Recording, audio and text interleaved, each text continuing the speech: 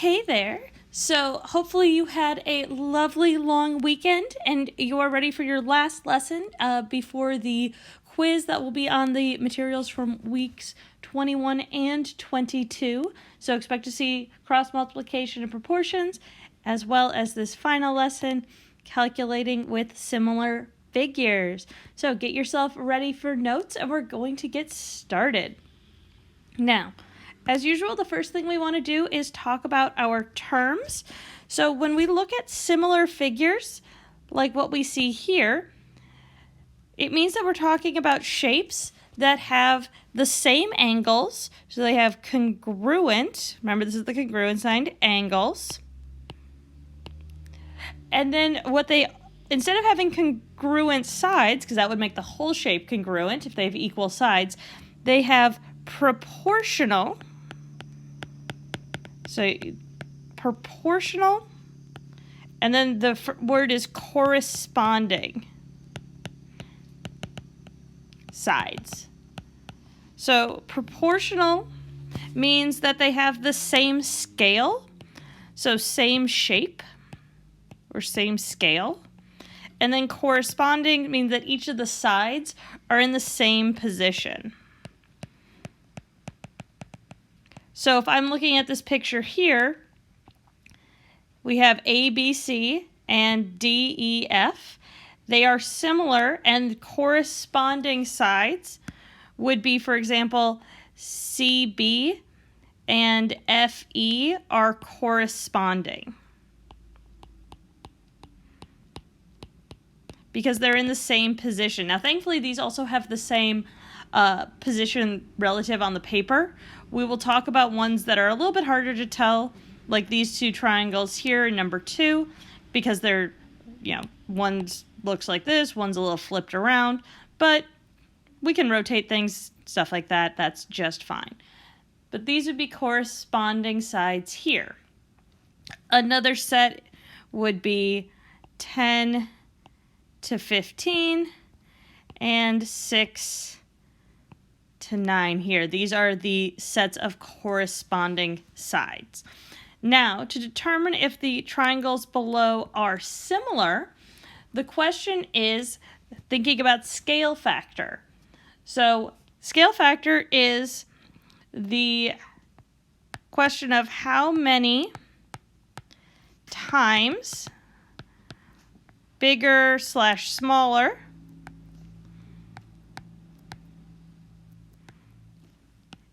the corresponding sides are.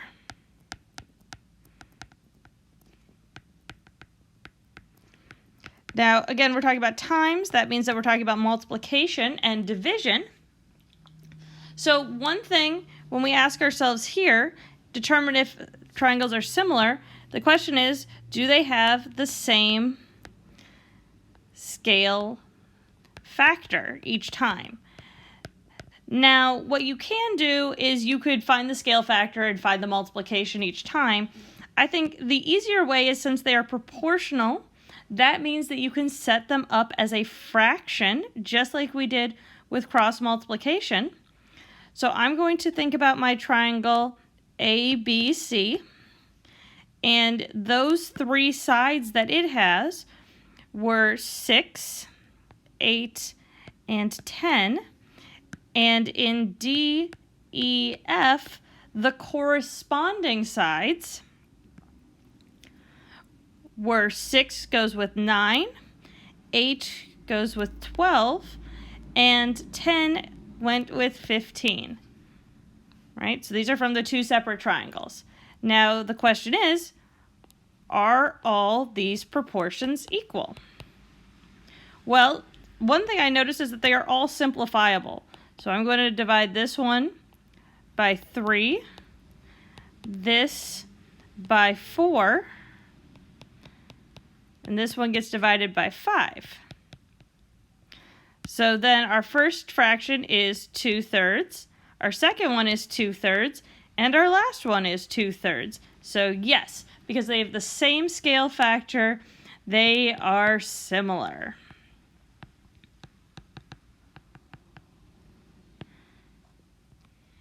All right, because we've got a constant scale factor there. And this also tells us that the smaller triangle is 2/3 the size of the larger one.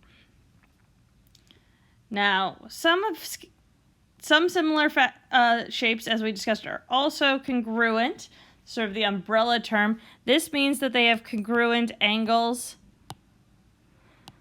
and congruent sides. So if this had been 6, 8, 10, and this was 6, 8, 10, those would be congruent. And one thing that's important to remember here is that all congruent figures are similar. So they're similar as well, just like all squares are rectangles. But not all similar figures are congruent. So just an important thing to note. Now, in number 2, it says the triangles below are similar. Find x and y. So the first thing I'm going to do is, just like I did before, is find the corresponding sides. Now, because it's rotated, it's a little bit harder. So one thing that I like to do is I will just look at the smallest side is always going to be corresponding to the smallest. So if I look at A, B, C, 6, 7, and 8, 6 is the smallest number. And here, if I look at this picture, 4 is the shortest side in this drawing. So these are corresponding. If I look here, 7 is the medium, so our middle, and then 8 must go with y. So those are our sets of corresponding sides. Now I'm going to do a similar thing as I did in number 1, where I'm going to look at A, B, C, and D, E, F again. And the sides here are 6, 7, and 8. The corresponding sides are 4, X, and Y. So 6 goes to 4, 7, X, 8, Y. And we know that this is true. We don't need to check. We know that this is true because it already said that they are similar. And here we just have to solve for X and Y. So again, I'm going to simplify, divide this by 2, and then I can use my cross-multiplying skills. Now I'm going to solve for X first, just because we can only solve for one variable at a time. So I know that 6 over 4, I simplified to 3 over 2, is equal to 7 over X. And cross-multiply gives me 3x is equal to 14. So then x is equal to, I'm just going to write it as 14/3. That's just fine. It's just leave it as a fraction. You could also write it as 4 and 2/3.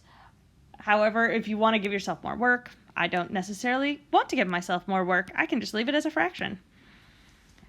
Now, since I want to solve for y next, we can still use the 3 over 2 because I know what those are from here. So I can set 6 over 4 equal to 8 over y, which I will do here. 3/2 is equal to 8 over y. Again, cross multiply. I end up with 3y is equal to 16. Divide both sides by 3. Y is equal to 16 over 3. Again, if you want to turn it into 5 1/3 or a mixed number or a decimal, you can, but you don't have to, and you can just leave them as a fraction. Let me know if you have questions about cross multiplying, about similar figures, or anything that you see here in the form, or leave me a comment and I'll get back to you.